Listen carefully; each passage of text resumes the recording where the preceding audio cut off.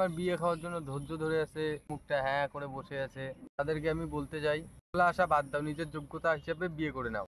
যোগ্যতা থাকলে নিজে বিয়ে করে নাও, সে আশা খালি বেকার বেকার করো। তার মধ্যে তোমাদেরকে ডেকে আনি আমি কেন খাওয়াবো? বাপের টাকা উঠলেইছে নাকি? আমি কষ্ট করে কামাই করব, এটা খাবো না ওটা খাবো না, আমি টাকাগুলো জমা করব, আর তোমরা সবাই একদিনে ঘপ ঘপ ঘপ ঘপ করে খাবা, গ্লানিও করবা, কোনো দরকারে পড়ে না।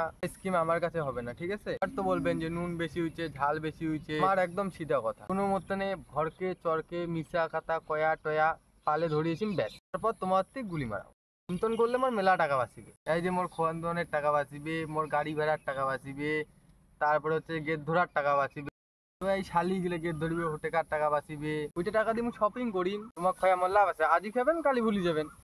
এমন জায়গায় বিয়ে করবো বাইকে 50 টাকার তেল বললে আমার যাওয়া আসা হয়ে যাবে। রাস্তার মাঝখানে যদি একটা মিষ্টির দোকান একটা সাইকেলের দোকানও না থাকে, একদম সিধা রাস্তায় থাকে, শুধু কেউ যদি ডাকাতি হয়ে যায় তাও যদি কেউ আসতে না পারে।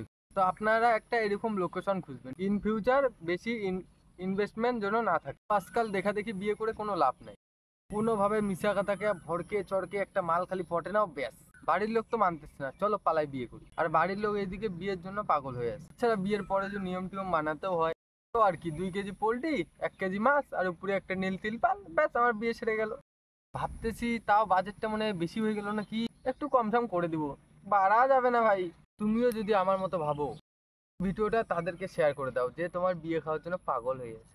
গাইস, তোমাদেরকে যদি ভিডিওটা ভালো লাগে অবশ্যই একটা লাইক করবেন, আর চ্যানেলটাতে যদি নতুন হয়ে থাকো তাহলে ফলো করবেন অ্যান্ড সাবস্ক্রাইবও করে দিবেন, ঠিক আছে? গাইস, দেখা হচ্ছে পরের ভিডিওতে, ঠিক আছে? ওকে।